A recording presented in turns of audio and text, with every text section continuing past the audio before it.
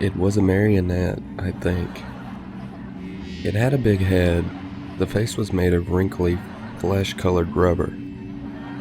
The eyes were gigantic, bulging white orbs with red pupils. The hair was black, made of some hard substance that didn't mesh with the rubbery head.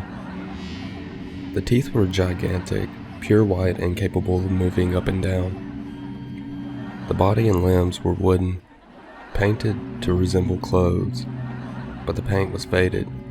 You could see the wood's natural brown in some places. Each arm and leg was a different length, but the hands and feet were pretty detailed. It made a loud clattering sound whenever it moved. That puppet followed me. I don't mean it got up and chased me. I mean it kept showing up in my life. My earliest memory of it is from my first birthday.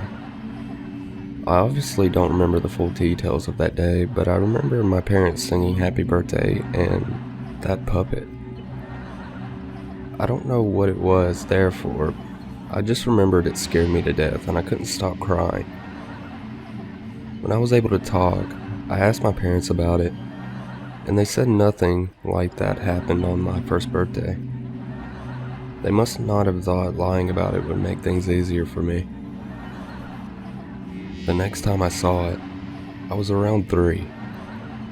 I was exploring a room filled with old stuff my parents had stored away, and I found a calendar, but I don't remember the year.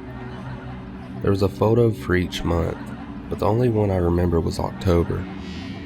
That puppet was the image for it.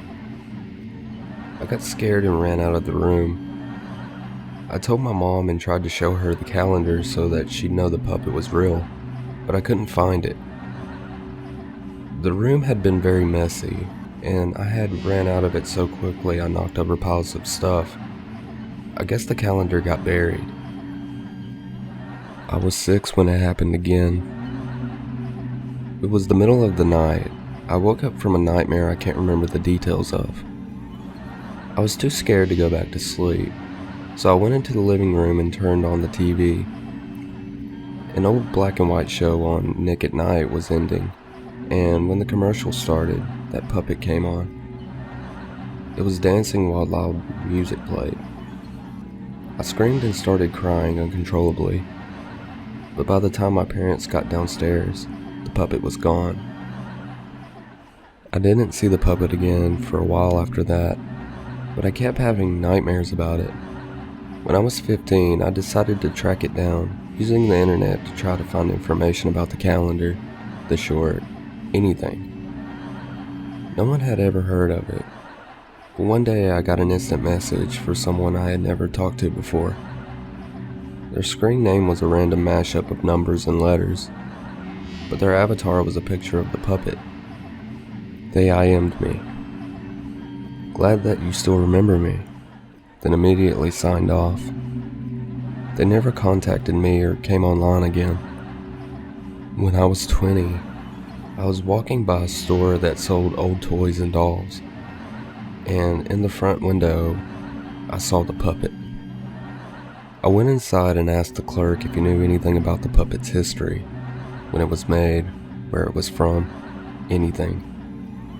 He didn't. Said the puppet has just been sold to the store a few days ago. I could have it for $6. I wasn't sure what to do. It still scared me, but having proof that it really existed seemed like a good idea. I bought the puppet and took it home. For a while I felt better. I viewed the puppet as a childhood fear I had overcome as an adult, and even started to believe the explanations my parents had given me for the past appearances of it. I saw it somewhere else as a baby, imagined the calendar, dreamed the TV short, and someone online was playing a trick on me. I kept the puppet, but as I moved on in my life, I pretty much forgot about it. I finished college, got married, and my wife should be giving birth in a few weeks. I was cleaning up a room for when the baby comes and found the puppet, dusty and abandoned.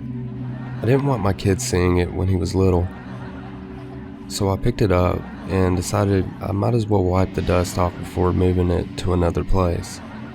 When I dusted it, I noticed a faded inscription on the back. "This is what he'll look like." Before I could figure out what this meant, I heard my wife starting to cry. I rushed to her. She looked more upset than I had ever seen her. Sobbing, she told me that the doctor had just called. There was a problem with the baby.